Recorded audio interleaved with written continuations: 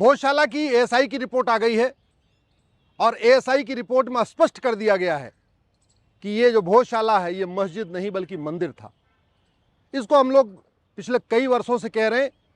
ASI की team को धन्यवाद दूंगा जिन्होंने 3 महीने से ज़्यादा इस पे अथक प्रयास करके सारे एविडेंस इकट्ठे किए हैं, लेकिन इससे एक बहुत बड़ा खतरा सामने आ रहा है। एएसआई की रिपोर्ट में यह बताया गया है कि जो 188 स्तंभ मिले हैं, उन स्तंभों के ऊपर जो कलाकृतियां उकेरी गई थी, उन कलाकृतियों को डिस्टॉर्ट किया गया है और कुछ एक जगह तो बाकायदा छेनी हथौड़े का उपयोग किया गया है।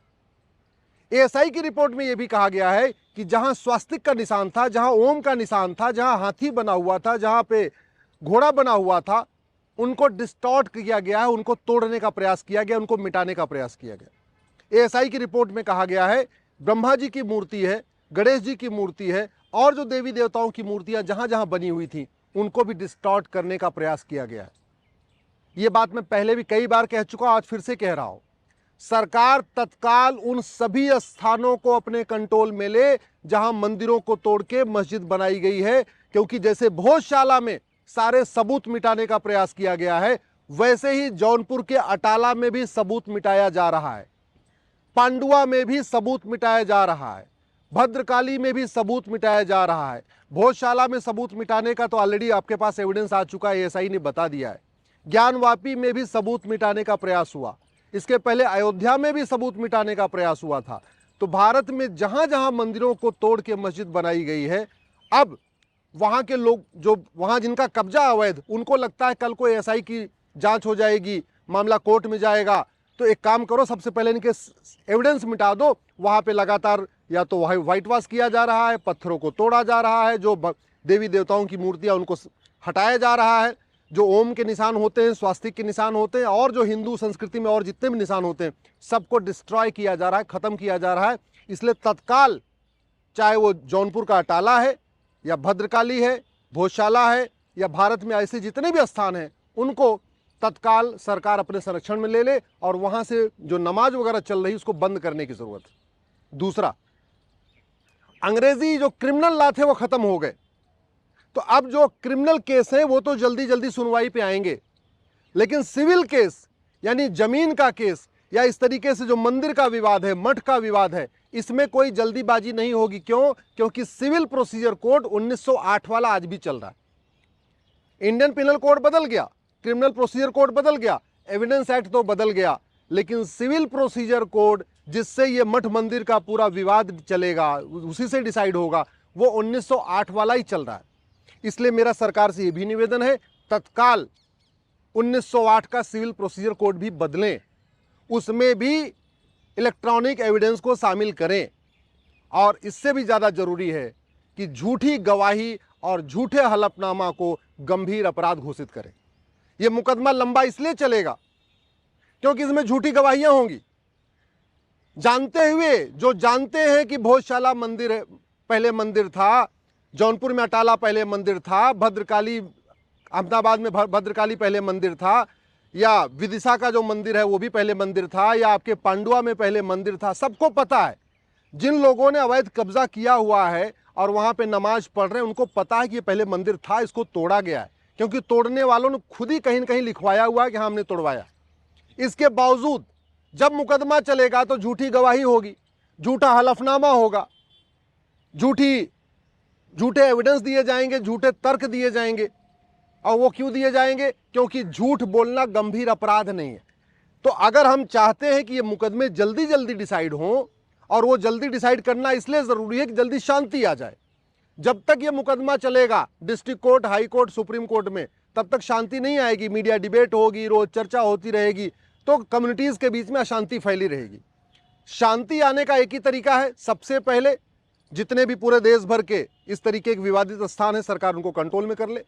एक साथ सभी जगहों पे एएसआई का सर्वे करा के सारे एविडेंस इकट्ठा कर ले, क्योंकि पहले जितने बर्बाद हो गए, चलो वो तो बर्बाद हो गए, कम से कम जो बचे हुए प्रमाण हैं मंदिर के वो न बर्बाद हो पाए। इसलिए फटाफट सभी स्थानों का एएसआई का जांच कराना जरूरी है। तीसरा, 1908 का सिविल प्रोसीजर कोड बदलना जरूरी है। चौथा, झूठी गवाही, झूठा हलफनामा को गंभीर अपराध घोषित करना है, जिससे लोग झूठी गवाही न दें, झूठा हलफनामा दें। और पांचवा सबसे इंपॉर्टेंट है, नार्को पॉलीग्राफ ब्रेन मैपिंग भी अनिवार्य करना जरूरी है। आप जहां जहां अवैध कब्जा किया है, वहां पे जिन लोगों ने कब्जा किया उनको पकड़ के उनका narco polygraph brain mapping test कर लीजिए। वो खुद ही बता देंगे कि नहीं नहीं हमने कब्जा किया हुआ है, ये तो पहले तोड़ा गया था, मुगलों के समय में तोड़ा गया था। लेकिन वैसे सच नहीं बोलेंगे। अब वो झूठ बोलते रहेंगे कोर्ट में और झूठी गवाही देते रहेंगे, झूठा हलफनामा देते रहेंगे, फिर तो मुकदमा लंबा चलेगा। और पांचवा सबसे इंपॉर्टेंट है, भारत में जस्टिस विद इन ईयर लागू किया जाए। जब तक सभी और क्षेत्रों में लागू हो रहा है चाहे नहीं हो रहा है, कम से कम जहां जहां ये मठ मंदिर के विवाद हैं, चाहे जौनपुर का अटाला है या भोजशाला है या भद्रकाली का है या पांडुआ का है, जहां जहां ऐसे केस चल रहे हैं, उनके लिए स्पेशली स्पेशल कोर्ट बनाना पड़ेगा। स्पेशल कोर्ट बना के ये कहना पड़ेगा आप इन विवादों का समाधान 1 साल में करिए।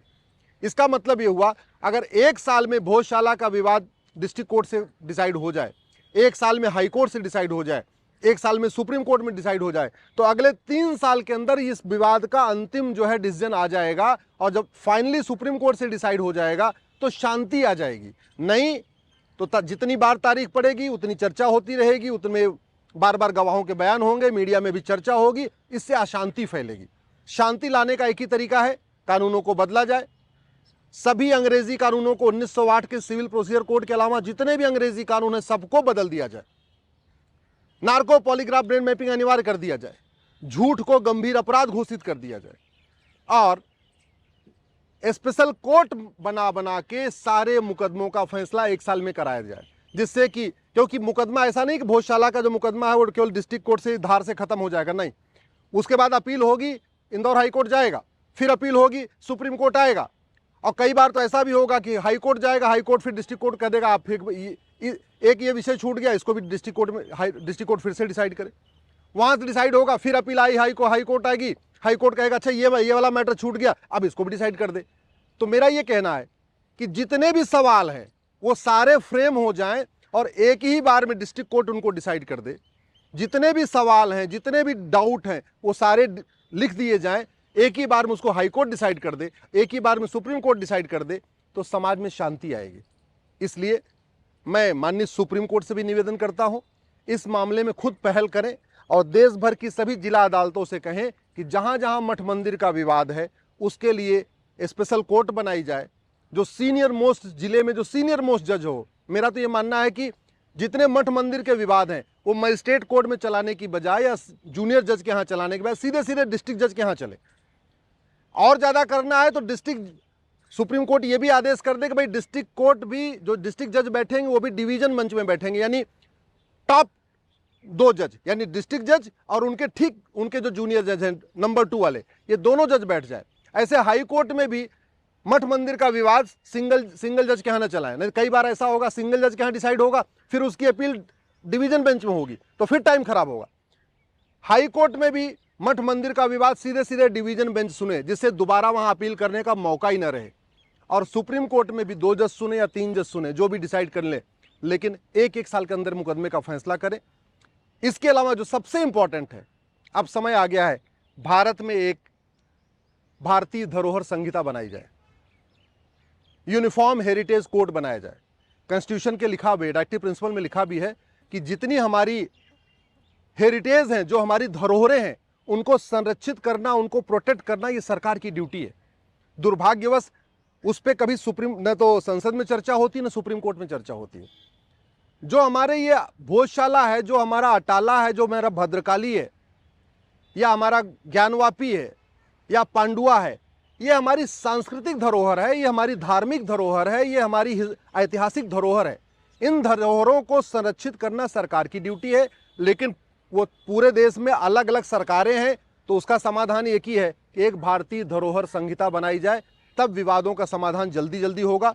भारतीय धरोहर संहिता हो, जस्टिस विद इन ईयर हो, झूठ गंभीर अपराध हो, हर जिले में स्पेशल कोर्ट बने, हाई कोर्ट में भी स्पेशल कोर्ट बने, 1-1 साल के अंदर डिसाइड हो, यही अस्थायी समाधान है। नहीं तो 50-50 साल चलेगा। पहले भोजशाला का मुकदमा 10-20 साल चलेगा, फिर ज्ञानवापी के 10-20 साल चलेगा, फिर पता चला कि भद्रकाली का चलेगा, फिर पांडुआ का चलेगा, फिर अटाला का चलेगा, तो मुकदमे कभी खत्म नहीं होंगे।